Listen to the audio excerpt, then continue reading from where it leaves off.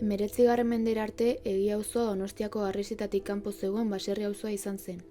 Betianik euskaldun bezala definitu den arren, historiako momentu konkretu batzuetan gaztelera nagusitu izan da.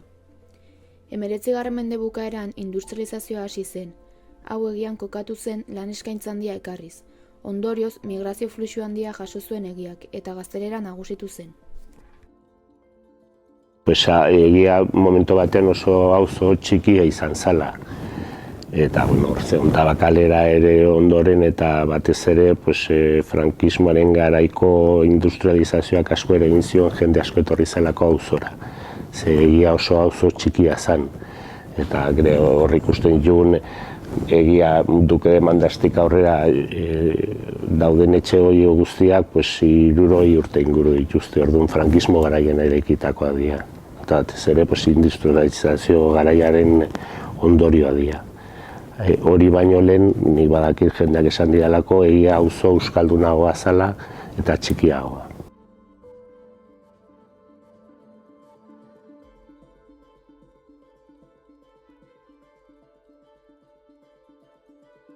Jende asko etorri zen kanpotik lana egiteko, eraikuntzan eta aritzeko orduan kanpoko jende, baina gu lehentxeago etorri ginen, eta orduan bizitzen hasi ginen eta bizi ikasketak eta hori ere bai horre egien egin genituen. Auzoa langile auzo bat. Dena langilea.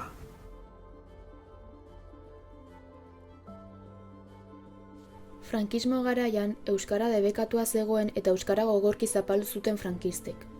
Espainiako Gerra Zibila bukatzean euskaldun elebakarraren azkeneko belaunaldiaren aurrean ginen. Frankismoan jaiotako haur gehienak elebidunak baitziren. Euskara galtzen joan zen, euskaraz hitz egitearen debekuak euskara zekien jendean beldurra sortu baitzuen. Horren ondorioz, familia askok haien seme-alabei euskara irakasteari utzi zioten.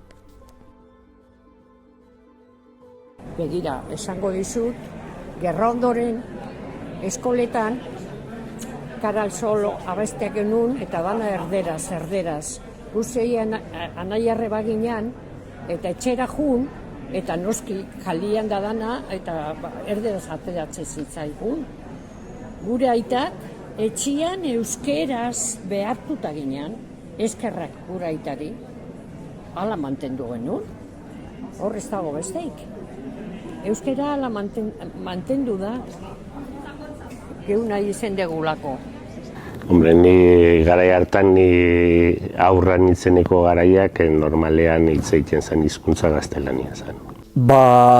Orduan, hasi baino lehen euskara klaseak ematen, euskara transmititu nahian jendeari, euskaraz genekin familien artekoa zen batez ere, zela euskararen erabilpenak. Frankismoan gore estanda bat egon zen, eta frankismoaren ondoren batez ere hurrengo 75 urteetan laurogeiko hamarren arte euskara asko berpiztu zen eta batez ere giro bat sortu zen horren inguruan, auzoan bertan.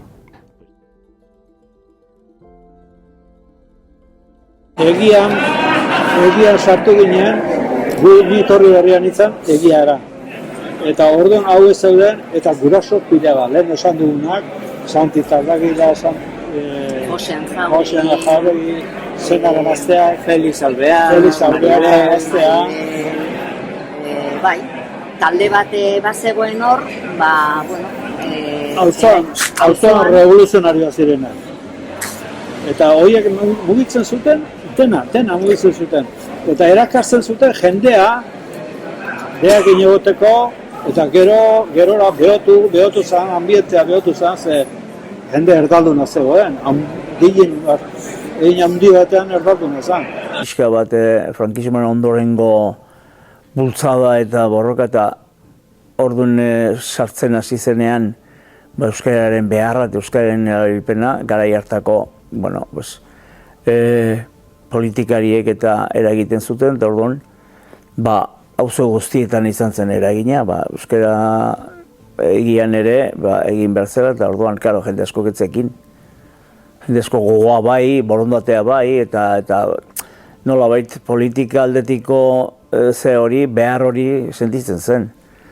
Nazi behar zen, euskara aurreratzeko, eta balaxe, euskara aurrera jarritu behartzun, eta ez dago bestek, oin ere, adalabiltza. Hauzoko grina zan, eta orduan, euskara ikasteko gogoa genitun, eta jazta.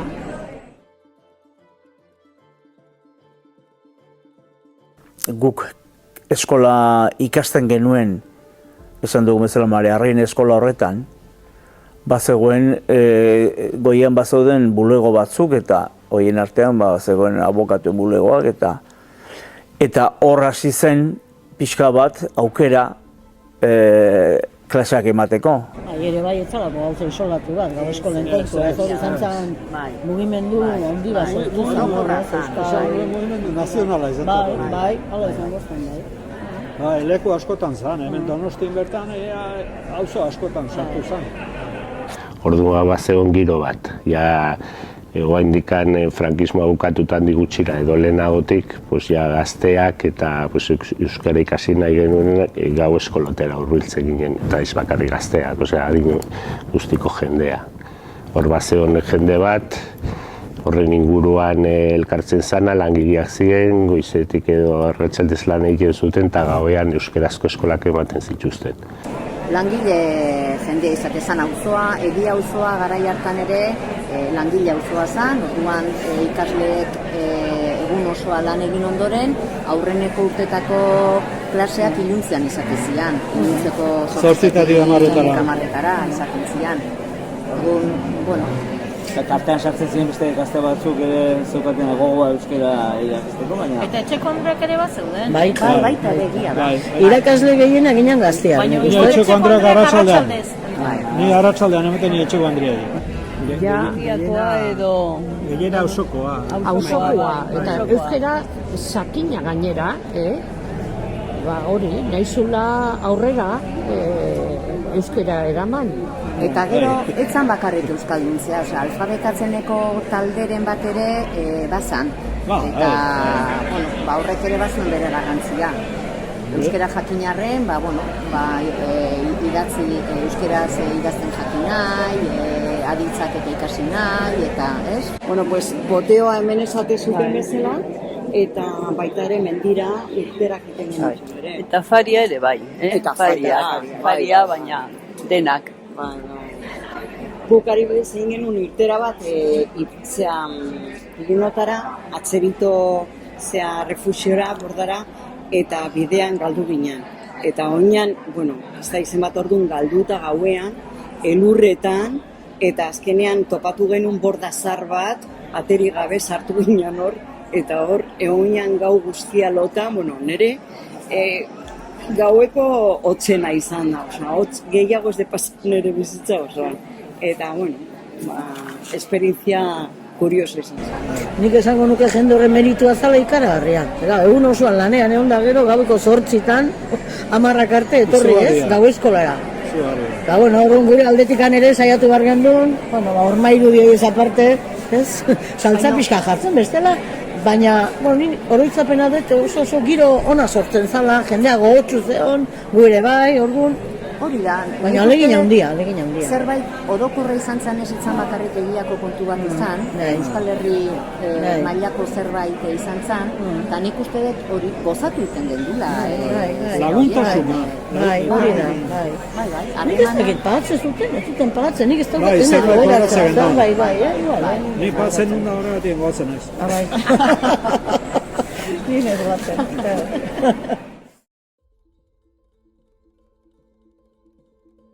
Baina konturatu zirelako egunez ere eman zitezkela klaseak. Edifizioa momentu hortan bilasalia zegoen hutsa, baina oso abandonatuta. Bilasalia lehenengo eta bain ere zan gau eskola edo Euskal Eskola bihurtzeko rebindikazioa.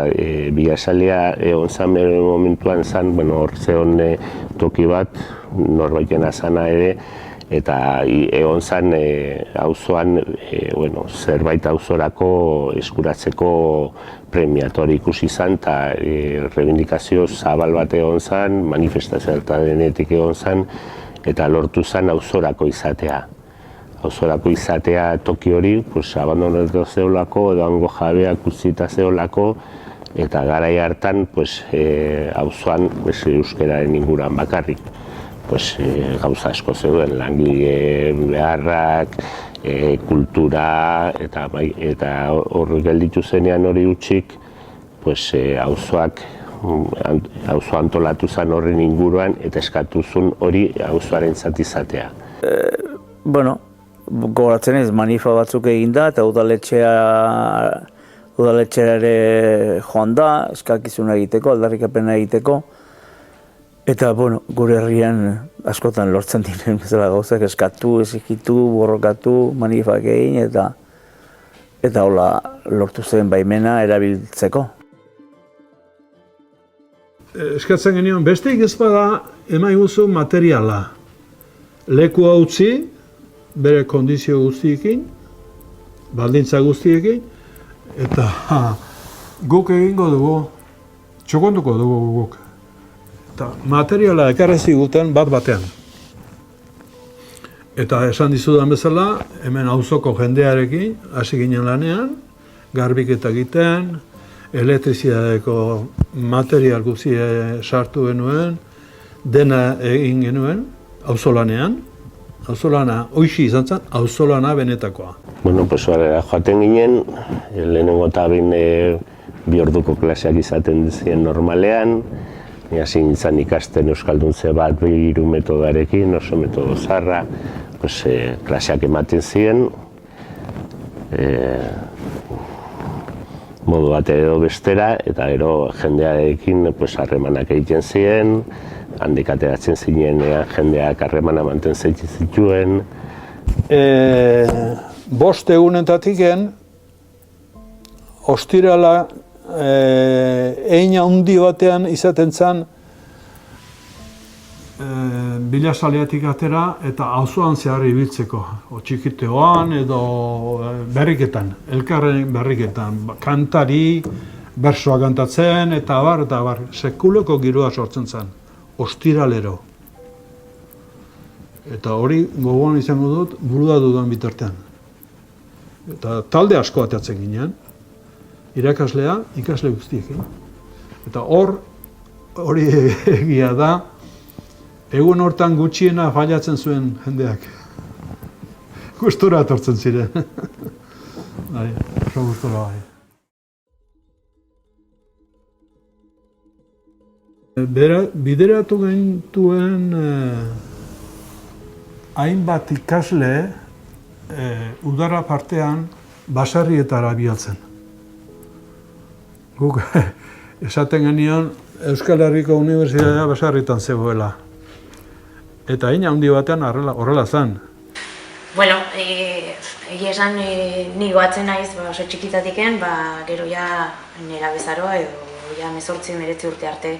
Orduan, hasieran bazan txikitan bat pertsona berri bat etxean, ilusioz, zerbait desberdina beti zerbait erakusten, eta gero ja zan, lagun egoa edo parrandako ja laguna, eta orduan fase desberdinetan harrapatu ezkez, baina, bueno, nik uste ilusioz beti hartu izan denula denak. Zuk esan duzuna harira, izan zen adinekoak gertatu zirela, hemen diken ere normalean gazteak jaten ziren. Gazteak ziren orduan. Guta zuen bezala, gazteak. Dumea ginen. Gazteen artean, harremana erresagoa izaten da. Nik ikasten nuen Bilasalian, eta ordu Josemian irakasle zebilela, eta banekin ikasleak bialtzen zitula bere baserrira, eta galdetu nian. Baina benetan zura porta? Posible bada, eta hilabete bateko jo nintzen. Hilabete minimo, esan genezake. Asko juten ziren hilabeteko, baina, badaude urte bete egin zuenak, 2 hilabete, 3 hilabete udaran gehiena gaina. Udaran Pentsa, gehiena, bai. 19 urtekin, azkenean libre zeudela. Ikasleak ziren. Ikasleak, azkenean. Normalen... Hauek ikasleak ziren. Horiek ez dakit zertzien.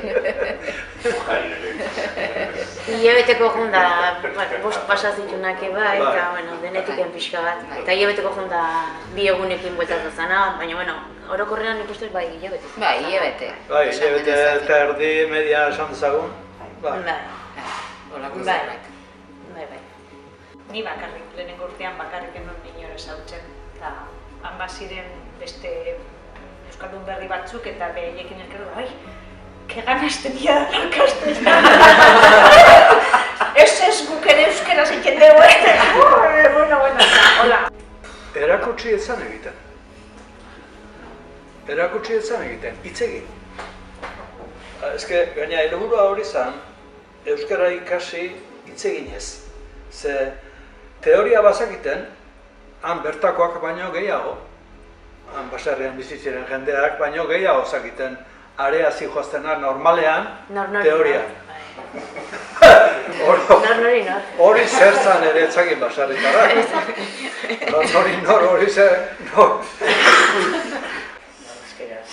Euskara hitz egitea. Euskaraz hitz egitea. Hemen euskaltegira juten ginean. Baina gero kalean ausartzen gaizki egiten dezulako. Area junda, jabe hartua zaude. Nik ere... Orduan naiz eta gaizki egiten dut. Nintza bai. Nik euskara bestik ez nuen entzuten. Tolosa eskola jote ginean, dena jote ginen Tolosaldeko herriketako jendea eta dena euskaraz hitz egiten duenak. Orduan, ez dakit Donostitiken horrexa etortzea, euskaraz ikastea, pixka bat egia esan hasieran harritu. Oaindik ene harritu iten naiz, ze gutxi hitz egiten dan landa ingurutik pixka kanpoatea eta ze gutxi hitz egiten dan euskaraz oaindik harritu iten naiz, orduan oaindik gehiago, bai. Nik esango nuke ez? Hango norbaitek esan zuen, guraso oitako batek esan zion Joan Zanari, zuek guri gaztelera erakutsiko diguzue, baina guk zuei euskara erakutsiko dizugu. Horrela gaditu zen. Bai, eta gero esko zen, ordu arte, euskaltegian, ikasi liburuekin, baina hor jazan dana praktikan jartzea. Eta praktikan jartzeaz den gainea oso modu naturalian. Niretz urtekin, parranda oso naturala zen. Ez, baina egia da, bestela dana zen, guain ez dakizen ikasgai, bestea. Eta zen, modu natural batez ja erabiltzea, benetan erabiltzea hizkuntza. Euskeraz bizi. Hori da. Horrelik ez dut. Bizi, amestu, baina...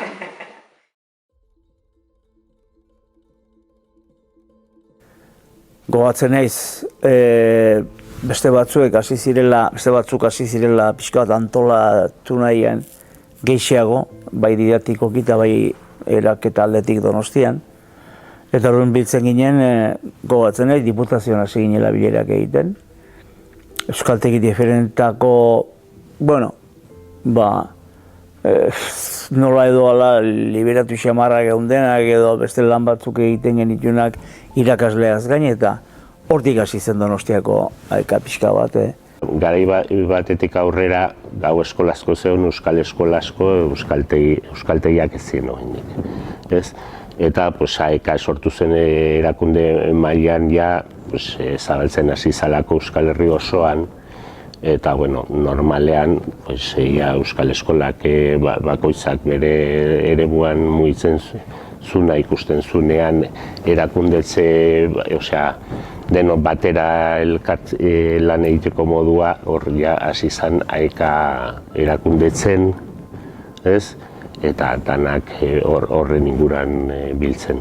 Hor, pixka bat, funtzionamendua izaten zen, irailan azten ginen euskaltegia garbitzen, pixka bat ze informazio zetorren zentraletik, ze propaganda egongo zen eta guzti hori.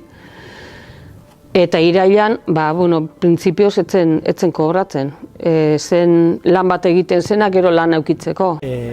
Metodologia aldetik nik esango nuke, arrakasta handia lortu zuela, AEKak asmatu zuen bete-betean, alde batetik egoera komunikatiboak gela barruan lantzen ziren, baina gero aukera ematen zuen kalera ateratzeko, poteoan ibiltzen ginen, kalekintza pila bat egiten ziren, eta orduan horrek errazten zuen pixkat benetako erabilera efektiboa deitzen dena, ezta? Eta orduan emaitzak oso onak izan ziren, berriro ere diot bete-betean asmatu zuelako metodologiarekin. Metodologia netzako oso berritzaile izan da, netzako AEKak eduki badu gauza bat da hori, oso dinamikoa, eta gainera ikasten dala egiten, eta egiten da euskara egiten, eta ez hainbeste paperekin eta hori. Bazegoen horrelako gogo bat kaleratzeko eta bazegoen horrelako gogo bat parte hartzeko eta egiten genitun mendi irterak, egiten genitun irtera kulturalak ere, euskal poteoa ere bai, oso importantea, eta antzerkiak ere ikusi izan ditugu eta egin izan ditugu ere bai. Ni bentsat, ni egon nintzen urteetan, txangoak gogoratzen naiz egin genitula Bidarreira. Bidarraik bazeukan menditaldeak bi etxe alokatzen zitunak, eta apuntatzen zen jendea, ez dakit 30 bat edo igual, joaten ginen, eta azte bukera pasatzen genuen. Eta zergatik Bidarreira, pixka bat, baliozun ere ikasleentzako ikusteko, zenbatera beste hizkuntza, euskara beste egoera baten kokatzeko, ez? Eta beste hizkuntza batekin. Eta han gogoratzen naiz ikasleak asko mozkatzen zirela. Hemen dana frantsesez egiten dute, esate zuten, ez? Claro, atentzioa deitzen zienan frantsesez, hemen erderak ez zien deitzen, normalizatua genuen guk. Eta gero asko ibili gara mendian, eta parranda asko ere egin dugu. Hori ateako da denbora guztien. Bai. Beti ikasi egu askoz gehiago 10-etatik aurrera, 10-etatik 10-eta baino. Lehenengo teoria eta gero mintza praktika.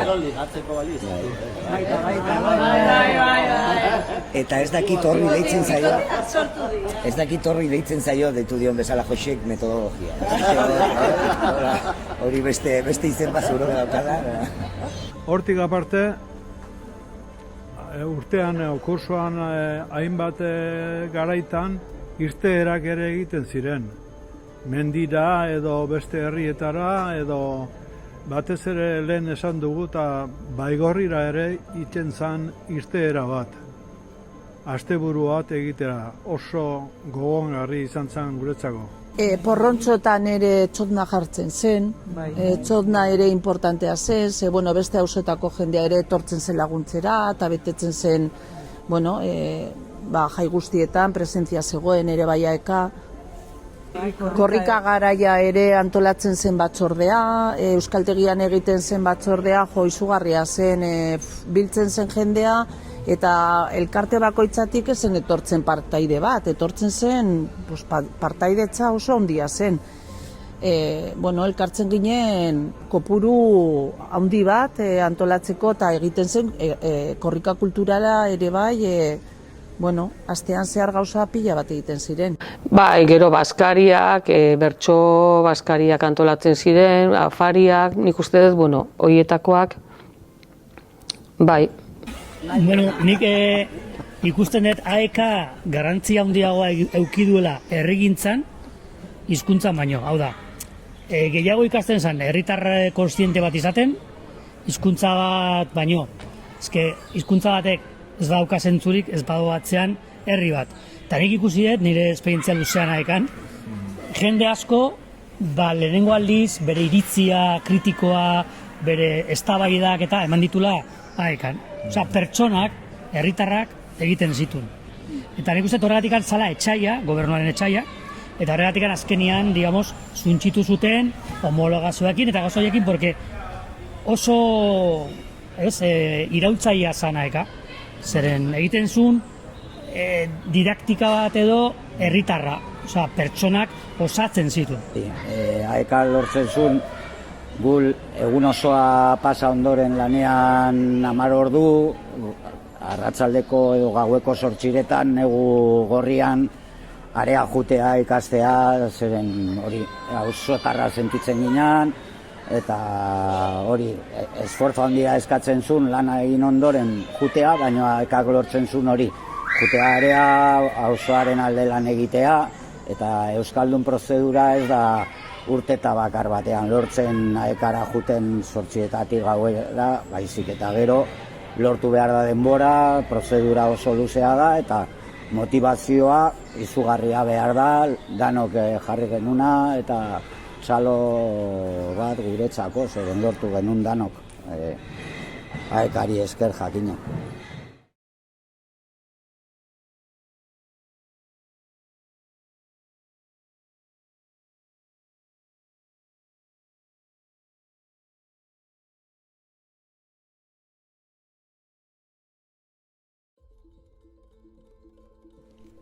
Hemeretzigarren mendera arte Egia auzoan euskara zen nagusi.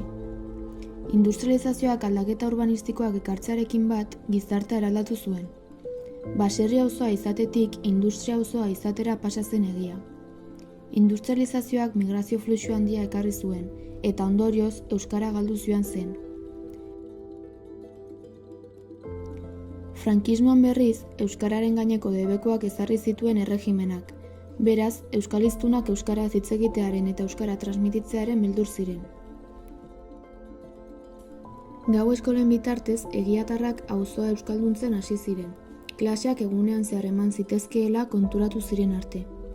Bilasaliako lorpenak auzoan euskaltegi bat zabaltzea ahalbidetu zuen, eta honi esker Egia euskaldundu zen.